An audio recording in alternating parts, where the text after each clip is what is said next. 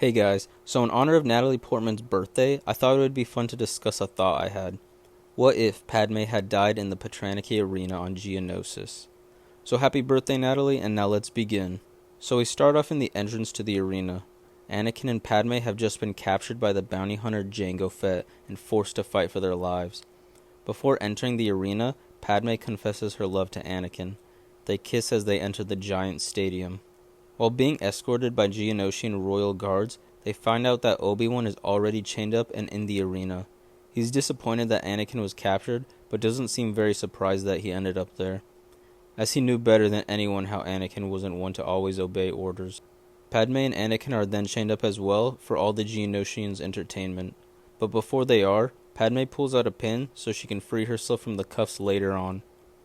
Everything plays out as we see in Attack of the Clones, and Mace Windu's Jedi strike team come to Anakin, Obi-Wan, and Padme's aid. We then see Count Dooku deploy an army of battle droids to overwhelm the Jedi, and the real battle begins. During the skirmish, Jango Fett spots Mace Windu through the chaos. This is his chance to take out one of the greatest Jedi Masters of their time. But before this, he notices Senator Amidala is there too. So why not finish off a bounty and end her there too? After all, the plan was to kill her in the arena anyway. So before engaging Master Windu, Jango Fett jets down to the Senator who is currently occupied.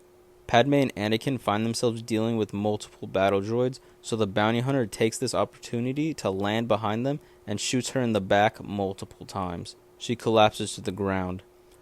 "Padme!" Anakin shouts out in fear of what happened. He notices she doesn't move, and in anger crushes all the droids around him using the power of the Force, including Jango Fett's armor, causing it to tighten around him and destroying his jetpack.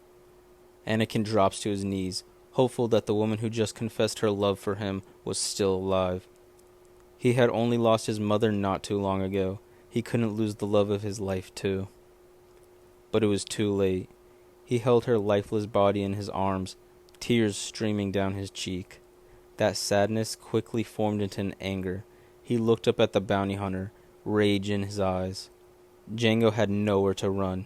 He tried shooting Anakin, but he easily deflected the blast with minimal effort. Jango tried again, but failed.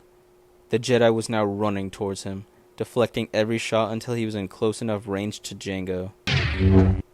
The notorious bounty hunter's head dropped to the floor, and his body, now motionless, fell to the floor as well. The template for the clone army was dead, this time at the hands of Anakin. But his rage didn't stop there. Now he would kill Dooku. After Dooku flees on his speeder, Anakin and Obi-Wan pursue him immediately.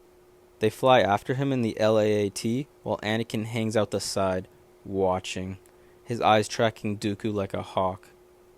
Before they have a chance to fully land, Anakin uses the Force and leaps from the ship and sprints after Dooku immediately. Obi-Wan cries out for Anakin to slow down and not engage him alone, but the young Jedi Knight is bloodlusted. All that was on his mind is how his love had just died on the battlefield orchestrated by Dooku, or at least that's who he believes is responsible. Now while in the hangar, Dooku is surprised to see Anakin catch up so quickly, but a sinister smile forms on his lips. "You're going to pay for everyone you've killed today, Dooku," Anakin yells out in anger, then rushes towards him.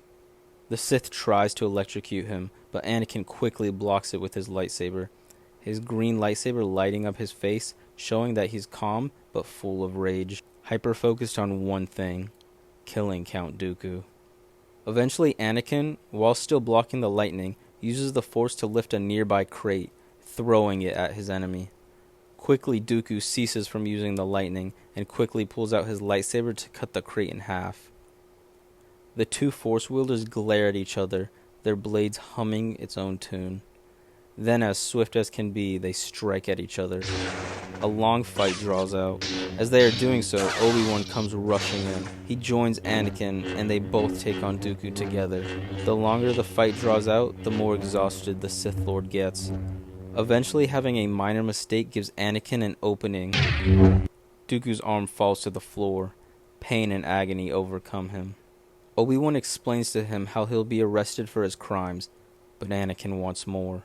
This monster doesn't deserve the satisfaction of living. He knows if he tells Obi-Wan of his thoughts, he'll explain how it's wrong, but it doesn't feel wrong. So before it goes on any longer, Anakin swiftly decapitates Count Dooku, causing him to collapse. "What have you done?" Obi-Wan just glares in horror.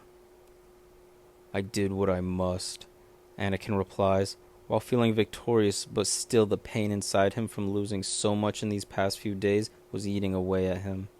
Okay guys, I hope you all enjoyed this video. I know it was kind of a weird one, but I thought it'd be interesting to see how Anakin would have reacted if Padme had died so early on into the war.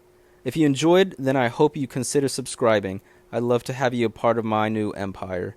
And as always, may the Force be with you.